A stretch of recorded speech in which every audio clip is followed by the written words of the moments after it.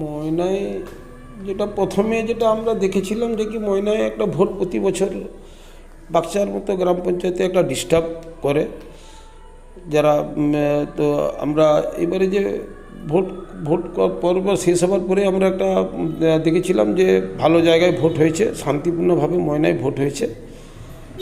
তবে মানুষ ভোট দিয়েছে ময়নায়, নিশ্চয়ই তাকে মানুষকে ভালো লেগেছে, সেই দলকে তাকে দিয়েছে।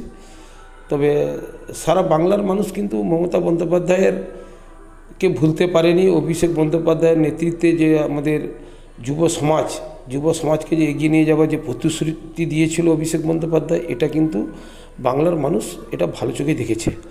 যার জন্য আজকে 29টা প্লাস কংগ্রেস একটা 30টা আজকে ঝড় বইয়ে দিয়েছে, 12টা মাত্র আছে, বাকি কয়েক হাজারের ব্যবধানে 2-3টা সিট আরও হয়তো কমে যেত।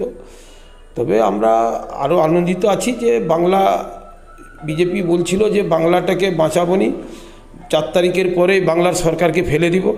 তো আমার বাংলার সরকার যে আরও বেশি মজবুত হয়ে গেল, এতেই আমরা খুব আনন্দিত আছি। তার সঙ্গে সঙ্গে এই যে মোদির যে গদিটা উল্টে গেছে, যে একক সংখ্যাগরিষ্ঠতা করতে পারেনি, এটা কিন্তু ভারতবর্ষের মানুষ কি বাংলার মানুষ এটাও তার পরিচয় দিয়েছে, ভারতবর্ষের সংবিধানটাকে বাঁচিয়ে দিয়েছে। এতে আমরা খুবই আনন্দিত, খুবই খুশি।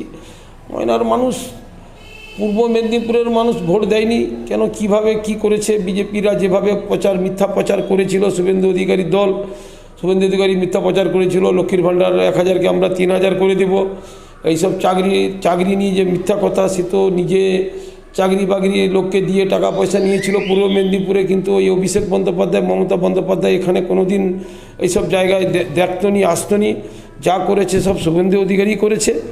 এখন সে মিথ্যা কথা যত বলেছে, মানুষ হয়তো তার মিথ্যা কথার উপরে ভরসা করে ভোটটা দিয়েছে। তবে পরে সবাই বুঝতে পারবে আস্তে আস্তে করে। এখন অনেকেই বুঝতে পারছে যে আমরা ভোটটা কোথা দিলাম, রাজ্য একদিকে গেল, পূর্ব মেদিনীপুর কেন আরেক দিকে গেল।